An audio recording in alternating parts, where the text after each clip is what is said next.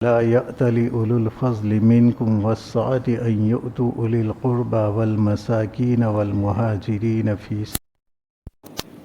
وليعفوا وليصفحوا ألا تحبون أن يغفر الله لكم والله غفور رحیم۔ اور تم میں سے جو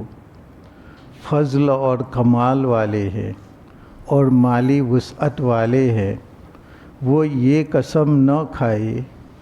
کہ اپنے رشتہ داروں کو اور مساکین کو اور اللہ کے راستے میں ہجرت کرنے والوں کو ہم نہیں دیں گے، بلکہ چاہیے کہ عفو درگزر سے کام لے۔ کیا تم نہیں چاہتے کہ اللہ تبارک و تعالی تمہاری مغفرت فرمائے؟ اور اللہ تبارک و تعالی بڑا بخشنے والا اور بڑا مہربان ہے۔ تو یہاں پر اللہ تبارک و تعالی نے صلہ رحمی کی تاکید کی کہ ہم صلہ رحمی کریں۔ معمولی باتوں کے اوپر ہم یہ کرنے لگے کہ اپنے رشتہ داروں کو ہم نہیں دیں گے، ان کے ساتھ ہم تعلق نہیں رکھیں گے، اس طرح کی بات نہ کرے۔ باتیں ہوا کرتی ہے، یہ دنیا ہے، اس کے اندر اتار چڑھاؤ وغیرہ آتا رہتا ہے، لیکن اس کی وجہ سے یہ قسم کھا لینا کہ ہم رشتہ داری کو نہیں نبھائیں گے، مساکین کو ہم عطا نہیں کریں گے، اللہ کے راستے میں ہجرت کرنے والوں کو ہم کچھ نہیں دیں گے، تو جو اہل فضل ہے، جو کمال والے ہیں اور جو مال والے ہیں، ان کو یہ قسم نہیں کھانی چاہیے، بلکہ شریعت کے اندر رشتہ داری کی بہت زیادہ تاکید آئی ہے۔ آپ صلی اللہ علیہ وسلم نے فرمایا کہ ان من اکبر الکبائر ان یسب ولدہ والدہ، کہ سب سے بڑا گناہ یہ ہے کہ بیٹا اپنے باپ کو گالی دے۔ صحابہ کرام نے سوال کیا کہ یا رسول اللہ، کیا کبھی بیٹا بھی اپنے باپ کو گالی دے سکتا ہے، اپنی ماں کو گالی دے سکتا ہے؟ کیونکہ خیر القرون کا دور تھا، یہ تصور نہیں تھا، ورنہ آج کے زمانے میں تو ہم دیکھ رہے ہیں کہ بیٹے ماں باپ کو گالیاں دے رہے ہیں، لیکن خیر القرون بہترین زمانے میں اس کا تصور نہیں تھا۔ تو صحابہ کرام نے سوال کیا کہ یا رسول اللہ، کیا بیٹا بھی اپنے ماں باپ کو گالی دیتا ہے؟ فرمایا کہ ویسے تو نہیں دیتا، لیکن کسی کے باپ کو گالی دے گا تو وہ اس کے باپ کو گالی دے گا، اور کسی کی ماں کو تم گالی دو گے تو وہ تمہاری ماں کو گالی دے گا۔ تو تم اس طریقے سے سبب بھی مت بنو کہ تم کسی کی ماں کو گالی دو تو وہ یہ کہے گا تو کہ تمہاری ماں کو یہ گالی، تم کسی کے باپ کو گالی دو گے تو وہ کہے گا کہ تمہارے باپ کو یہ گالی۔ تو اس طریقے سے ہم سبب بھی نہ بنے۔ اور آپ صلی اللہ علیہ وسلم نے فرمایا کہ من ابر البر بعد ان یولی صلۃ الرحم، کہ سب سے بڑی نیکی والد کے مر جانے کے بعد یہ ہے کہ آدمی اپنے ماں باپ کے رشتہ داروں کے ساتھ، اپنے ماں باپ کے چاہنے والوں کے ساتھ صلہ رحمی کرے۔ کہ ماں باپ اگر مر گئے ہیں تو ایسی صورت میں ماں باپ جن سے محبت کرتے تھے اور ماں باپ کی وجہ سے جن سے رشتہ داری ہے، جیسے کہ چچا،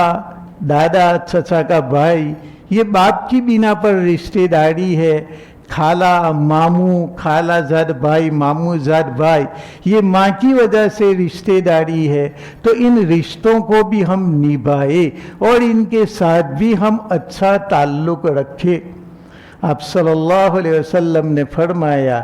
کہ کبھی بیٹا اپنے ماں باپ کا نافرمان ہوتا ہے، یہاں تک کہ اس کے ماں باپ مر جاتے ہیں، تو اس کے مر جانے کے بعد بیٹا ماں باپ کے لیے خوب زیادہ दुआ और इस्तिग़फ़ार करे और माँ बाप के रिश्तेदारों के साथ सीला रहमी करे तो अल्लाह तबारक व तआला इसको फरमा बरदारों के अंदर लिख देते हैं कि ज़िंदगी के अंदर तो ये माँ बाप की नाफरमानी करता रहा, लेकिन अब उसे बात समझ में आई कि मैंने गलत किया, तो उसको चाहिए कि इसके माँ बाप के चाहने वालों के साथ वो अच्छा ताल्लुक़ रखे, इनके साथ वो कुछ देने और दिलाने का ताल्लुक़ रखे, कुछ हदिया वगैरह इनको दे, इनकी खैर खबर ले, इनको अच्छा मशवरा दे। इस तरीके से तुम ताल्लुक़ रखोगे तो माँ बाप के साथ हुस्ने ताल्लुक़ रखने वाले तुम शुमार किए जाओगे। इसलिए हम अपने माँ बाप के रिश्तेदारों के साथ अच्छा ताल्लुक़ रखें। आप सल्लल्लाहु अलैहि वसल्लम ने फरमाया कि 3 आदमी कहीं जा रहे थे और रास्ते के अंदर बारिश हो गई तो वो गार के अंदर पनाह लेते हैं। जब उन्होंने किसी गार के अंदर पनाह ली तो गार के ऊपर जो पत्थर था वो पत्थर इनके ऊपर आ गया और गार का मुंह बंद हो गया। अब निकलने का कोई रास्ता नहीं था, इसलिए इन तीनों आदमियों ने मशवरा किया कि अब इस गार से निकलने का हमारे लिए कोई रास्ता नहीं है, हम अपने किसी नेक अमल का वसीला अल्लाह तबारक व तआला को दे और उस नेक अमल के जरिए हम अल्लाह तबारक व तआला से मांगे। हो सकता है कि अल्लाह तबारक व तआला हमारे लिए गार का दरवाज़ा खोल दे, वरना हम यहाँ गार के अंदर है, पहाड़ों के अंदर है, हमारा किसी को पता भी नहीं है कौन हमारा पत्थर यहाँ से हटाने के लिए आएगा। अब तो अल्लाह के सिवा हमारा कोई मददगार नहीं है। तो हमने जो अच्छा और नेक अमल किया हो, इस नेक अमल को याद करे और इस नेक अमल को वसीला बनाए। तो हम जो नेक अमल करें तो मुसीबत के वक्त में इस नेक अमल का वसीला दे तो अल्लाह तबारक व तआला इस नेक अमल के जरिया हमारा ये काम पूरा कर देगा। तो उनमें से एक आदमी ने कहा कि या अल्लाह, मैं बकरियां चराता था और रोज़ाना मेरी आदत थी कि बकरियां चरा कर के मैं अपने घर जाता, बकरियों को दोहता और दोहने के बाद सबसे पहले अपने माँ बाप को दूध पिलाता और उसके बाद अपने बच्चों को और अपनी बीवी को मैं दूध देता था। एक मर्तबा मैं चराने के लिए दूर चला गया और मुझे देर हो गई, यहाँ तक कि घर आने में देर हो गई। मैंने बकरियों को दोहा और दूध लेकर के आया तो मेरे माँ बाप सो चुके थे। मैंने ये पसंद नहीं किया कि मैं अपने माँ बाप की नींद बिगाड़ूं, इसलिए मैं प्याला लेकर के मेरे माँ बाप के पास खड़ा हो गया और मेरे बच्चे भूख की बिना पर बिलबिला रहे थे, रो रहे थे, लेकिन मैंने ये पसंद नहीं किया कि माँ बाप से पहले मैं अपने बच्चों को दूध दूं। इसी तरह ये मेरा हाल रहा। मैं प्याला लेकर के मेरे बाप के पास खड़ा रहा, मेरी माँ के ऊपर खड़ा रहा और इधर मेरे बच्चे रोते रहे, गिड़गिड़ाते रहे, यहाँ तक कि सुबह हुई तो मेरे माँ बाप उठे तो सबसे पहले मैंने इनको दूध पिलाया और उसके बाद मैंने अपने बच्चों को दूध पिलाया। या अल्लाह, अगर तुझे मेरा ये अमल पसंद आया हो तो तू हमारे गार का दरवाज़ा खोल दे। गार के ऊपर जो पत्थर पड़ गया है तो तू थोड़ा सा इसको हटा दे। अल्लाह तबारक व तआला ने इतना पत्थर हटा दिया जिसकी बिना पर वो कुछ रोशनी पा सके और कुछ हवा अंदर आने लगी। अब दूसरे आदमी ने कहा कि या अल्लाह, میری ایک چچا کی بیٹی تھی، بڑی خوبصورت تھی، اور میں اس کے ساتھ عشق کرتا تھا، محبت کرتا تھا، اور ایسی ہی محبت تھی جو ایک نوجوان کو ایک عورت کے ساتھ ہوا کرتی تھی۔ مجھے بھی میرے چچا کی بیٹی کے ساتھ بہت زیادہ محبت تھی۔ ایک دن میں تنہائی میں اس کے پاس گیا اور اس کے ساتھ اپنی خواہش پوری کرنے کا ارادہ کیا، تو میرے چچا کی بیٹی نے کہا کہ نہیں، یہاں تک کہ تو مجھے 100 دینار نہ دے وہاں تک میں یہ کام تجھے کرنے نہیں دوں گا۔ تو میں نے 100 دینار کمانا شروع کر دیا، ادھر ادھر میں نے کام کیا، یہاں تک کہ محنت کے ساتھ میں نے 100 دینار کمائے، اور میرے چچا کی بیٹی کے پاس میں آیا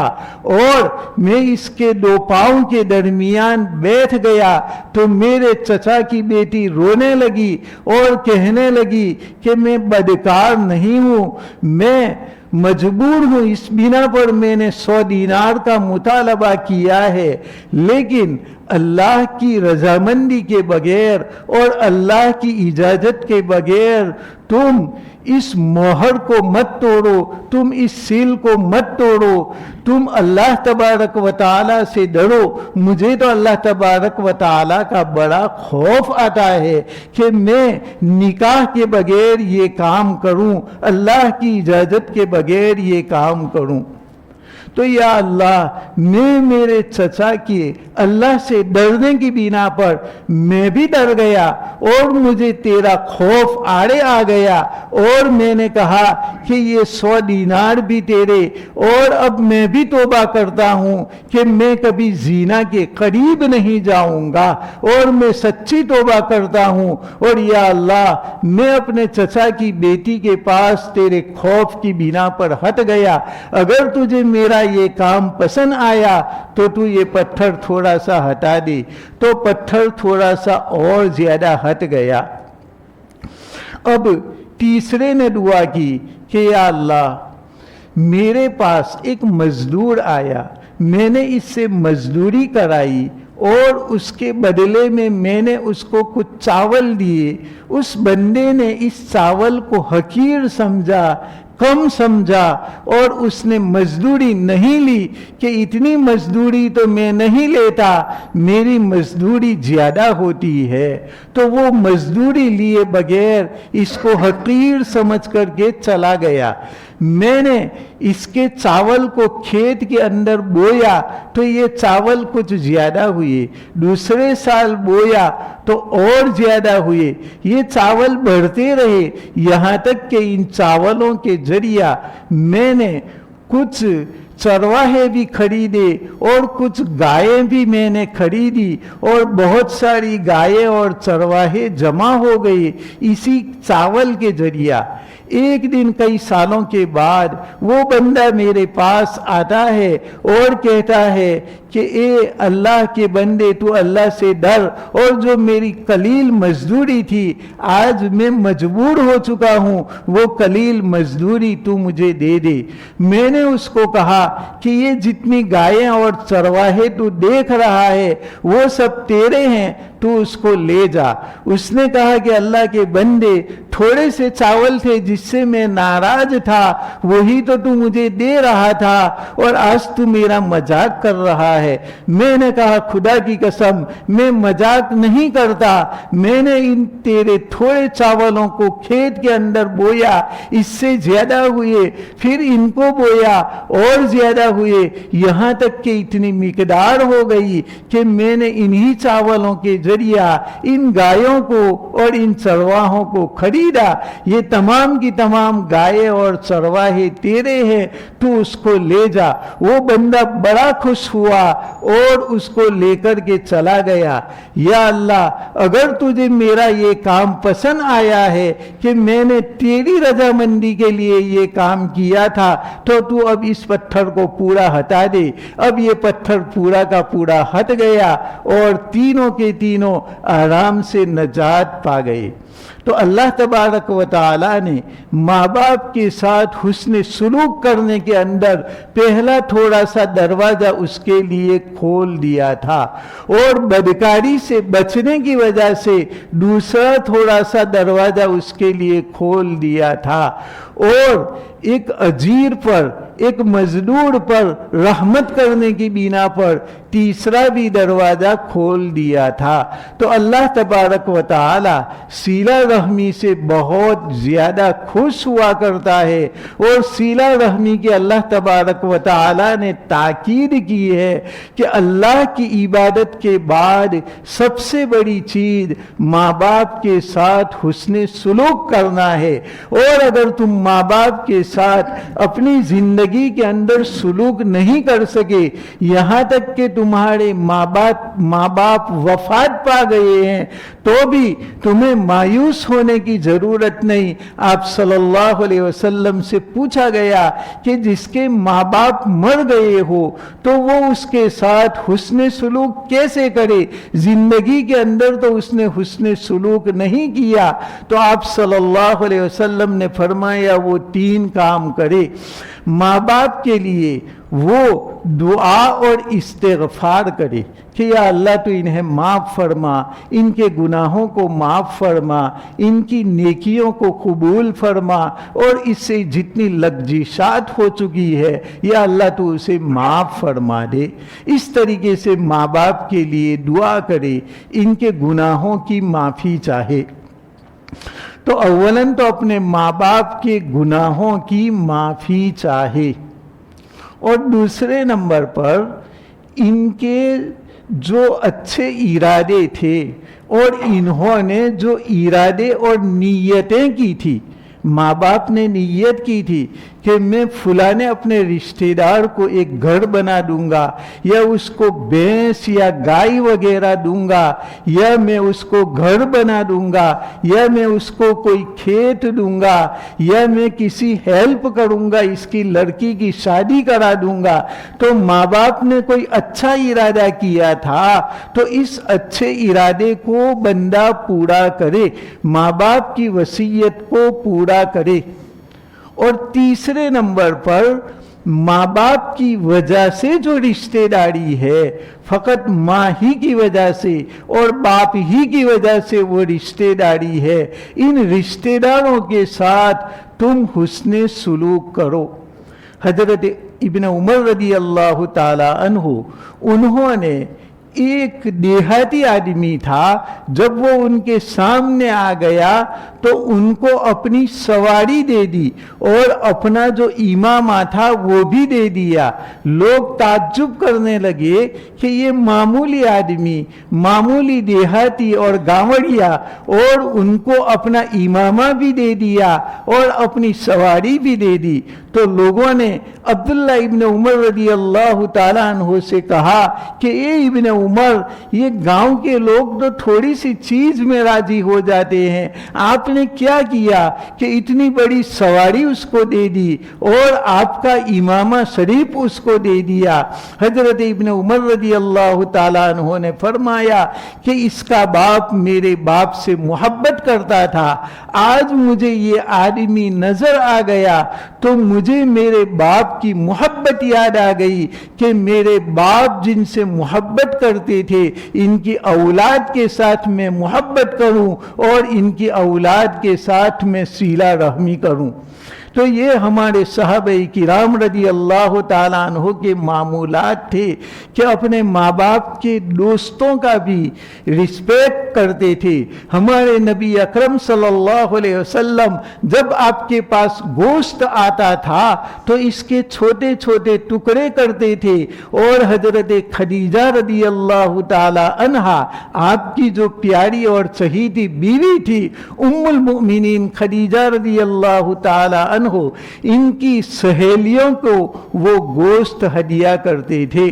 تو آپ صلی اللہ علیہ وسلم اپنی بیوی کی سہیلیوں کو بھی نہیں بھولتے تھے اور اپنے ماں باپ کے رشتہ داروں کو بھی نہیں بھولتے تھے، اور ماں باپ کے رشتہ دار تو نہ ہو لیکن ماں باپ کے دوست تھے، ان کو بھی نہیں بھولتے تھے۔ ان کے ساتھ بھی اگر ہم رشتہ داری کو نبھائیں گے تو قبر کے اندر ہمارے ماں باپ ہم हमसे राजी हो जाएंगे और कोई नाफरमान बंदा होगा तो इन 3 कामों की बिना पर फर्माबरदार लिखा जाएगा कि जिंदगी में अगर हमसे ऐसा नहीं हो सका कि हम अपने माँ बाप की खिदमत करके जन्नत कमा ले, वरना आप सल्लल्लाहु अलैहि वसल्लम ने तो फरमाया कि हलाक हो वो आदमी जिसके माँ बाप दोनों को पाए, जो अपने माँ बाप में से दोनों को पाए या किसी एक को पाए और उनकी खिदमत करके वो जन्नत न कमा ले, वो आदमी हलाक है।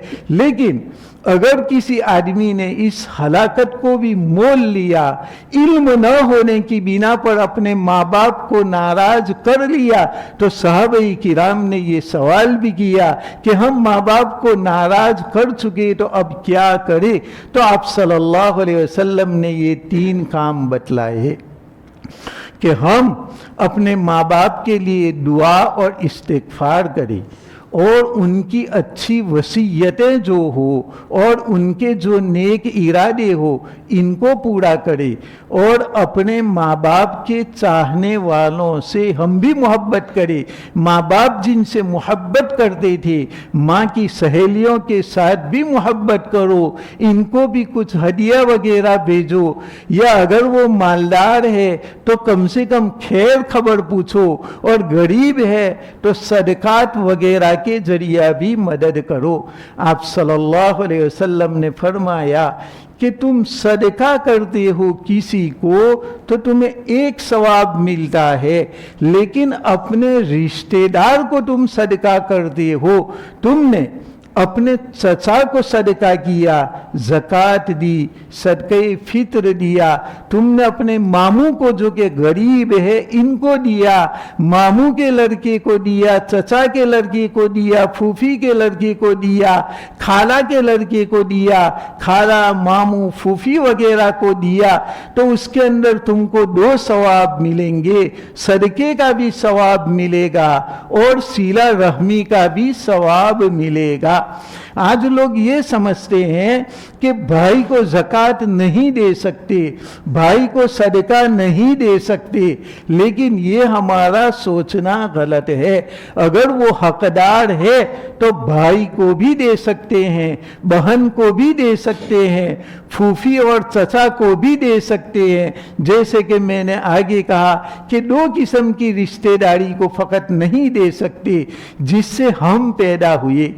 यानी हमारे माँ बाप, दादा दादी, नाना नानी, इनसे हम पैदा हुए, तो इनको ज़कात नहीं दे सकते, इनको लिल्लाह हमें देना चाहिए, इनको हमें हदिया देना चाहिए। इसी तरह जो हमसे पैदा हुए, यानी हमारा बेटा, बेटी, पोता, नवासी, इनको हम नहीं दे सकते। और मियाँ बीवी का रिश्ता ऐसा है कि शौहर बीवी को और बीवी शौहर को नहीं दे सकती, वरना अगर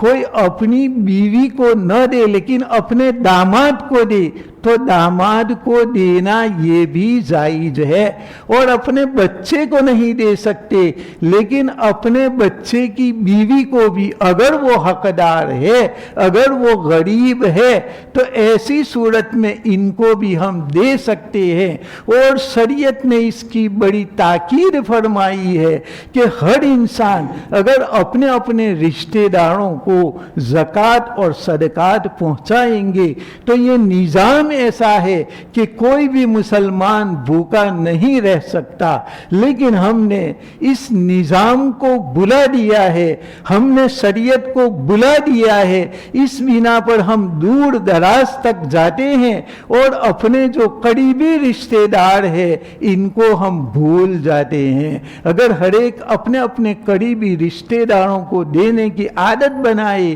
तो जाहिर है कि पूरी दुनिया के अंदर कोई भी آدمی بھوکے نہیں مر سکتا۔ آپ صلی اللہ علیہ وسلم نے فرمایا کہ تم ہر ایک کے ساتھ حسن سلوک کرو، سب سے پہلے اپنی ذات کے ساتھ، اپنے اوپر تم خرچ کرو، کوئی تنگی مت کرو، اپنے اوپر بخل مت کرو، کھانے کے وقت میں تم کھاؤ، پینے کے وقت میں تم پیو، اور اچھا کپڑا وغیرہ بھی پہنو۔ پھر تم پر حق ہے تمہارے بیوی اور بچوں کا، اور اس کے بعد تم پر حق ہے اگر تمہارے ماں باپ حقدار ہے تو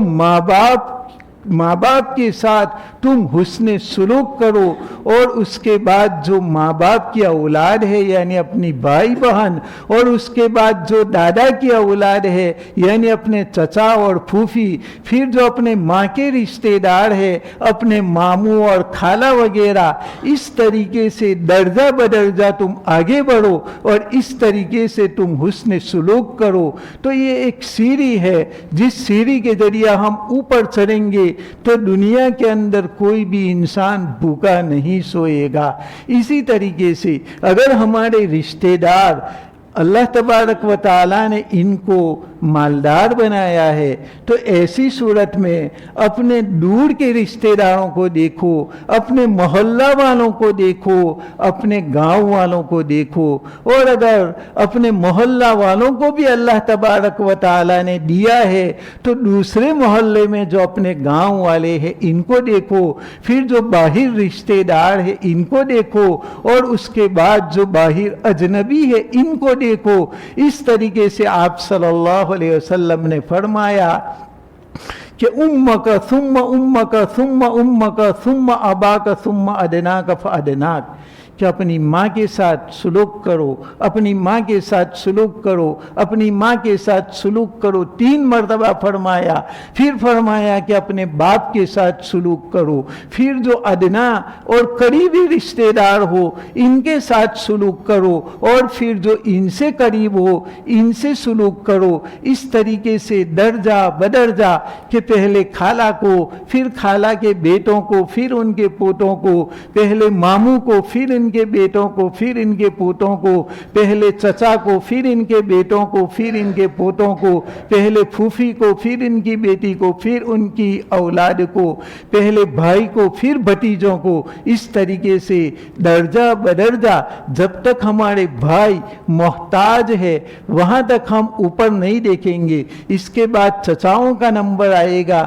پھر پھوپھیوں کا، پھر ماموں کا نمبر آئے گا۔ اس طریقے سے ہم ہر ایک کے ساتھ حسن سلوک کرے، اور کبھی کوئی رنجش ہو جائے تو اللہ تبارک و تعالیٰ نے فرمایا وَلَا يَأْتَلِ أُولُو الْفَضْلِ مِنْكُمْ، کہ تم میں سے جو فضل والے ہیں، جن کے اوپر اللہ نے مہربانی کی ہے اور جن کو اللہ تبارک و تعالیٰ نے مال عطا کیا ہے، وہ اپنے رشتہ داروں کو دینے سے قسم نہ کھا لے کہ اس نے میرے ساتھ بدسلوکی کی ہے، اس نے مجھے دعوت نہیں دی ہے، اس نے مجھے شادی میں نہیں بلایا ہے تو میں بھی ان کے ساتھ یہ تعلق نہیں رکھوں گا۔ اللہ تبارک و تعالیٰ نے سب سے پہلے یہاں پر اولو الفضل اور اولو السعہ یعنی جن کو اللہ نے دین میں فضیلت دی ہے اور مال میں فضیلت دی ہے، ان دونوں فضیلت والوں کو اللہ تبارک و تعالیٰ نے بتلایا ہے کہ تم کبھی بھی ایسی قسمیں مت کھا لو کہ ہم اپنے رشتہ داروں کو نہیں دیں گے، بلکہ ہم رشتہ داروں کو دیں گے چاہے رشتہ داروں نے ہمارے ساتھ بدسلوکی کی ہو۔ آپ صلی اللہ علیہ وسلم نے فرمایا لیس الواصل بالمکافی ولکن الواصل اذا قطعت رحمہ یصل، کہ رشتہ داری نبھانے والا وہ نہیں ہے جو بدلہ دے۔ کوئی رشتہ دار تمہارے ساتھ اچھا تعلق رکھتا ہے، وہ فون کرتا ہے تم بھی فون کرتے ہو، وہ ہدیہ دیتا ہے تم بھی ہدیہ دیتے ہو، وہ کھانا اچھا بناتا ہے تو بیچتا ہے تم بھی بیچتے ہو، تو پھر میں صلہ رحمی کرنے والا یہ نہیں، یہ تو بدلہ دینے والا ہے۔ کہ کوئی رشتہ دار ہمارے ساتھ اچھا تعلق رکھے اور ہم نہ رکھے تو یہ تو کمینگی کہلائے گی کہ بھئی وہ تو ہمارے پاس بیچتا ہے ہمارا بھائی، ہماری بہن، ہم نہیں بیچتے، تو یہ تو کمینگی ہے، اور بیچنا یہ شرافت ہے۔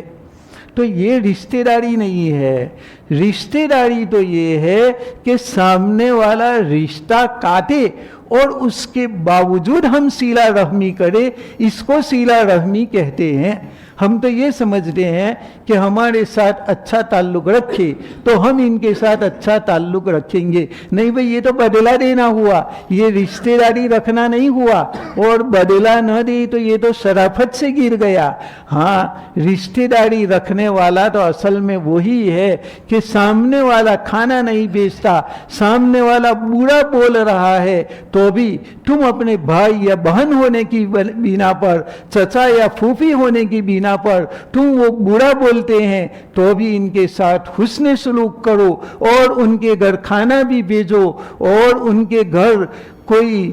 خبر لینے کے لیے بھی جاؤ. کوئی بیمار ہے تو بھی تم جاؤ، ان کے اوپر کوئی مصیبت ہے تو تسلی دینے کے لیے جاؤ. تو اس طریقے سے ہم رشتے داریوں کو اپنائے. یہ پیغام یہاں سب سے پہلے اللہ تبارک و تعالی نے دیا ہے، اور اس کے بعد بتلایا ہے کہ ہم مساکین کو بھی نہ بھولے، اس لیے کہ مسکینوں کا کوئی نہیں ہوتا، اور جس کا کوئی نہیں ہوتا وہ دل ٹوٹے ہوئے ہوتے ہیں، اور جس کا دل ٹوٹا ہوا ہوتا ہے ان کے ساتھ اللہ تبارک و تعالی ہوتے ہیں. تو ہم بھی جن کے دل ٹوٹے ہوئے ہیں، جو مساکین ہے، جو غریب ہے، ان کے ساتھ رہیں گے. اور جنہوں نے اللہ تبارک و تعالی کے راستے میں ہجرت کی ہے، اپنا مکان چھوڑا ہے، ہم ان کی مدد کریں گے. اللہ تبارک و تعالی ہمیں تمام رشتہ داروں کے ساتھ اور مساکین کے ساتھ اور مہاجرین فی سبیل اللہ کے ساتھ حسن سلوک کرنے کی توفیق عطا فرمائے، اور ہمارا معاشرہ صحیح اسلامی معاشرہ بنائے، اور ہمارے دل کے اندر تمام رشتہ داروں کی اور تمام مومنین کی خیر خواہی عطا فرمائے، اور ہمارے نماز اور روزوں کو اور تراویح کو اللہ تبارک و تعالی قبول فرمائے. درود شریف پڑھ لیں. اللہ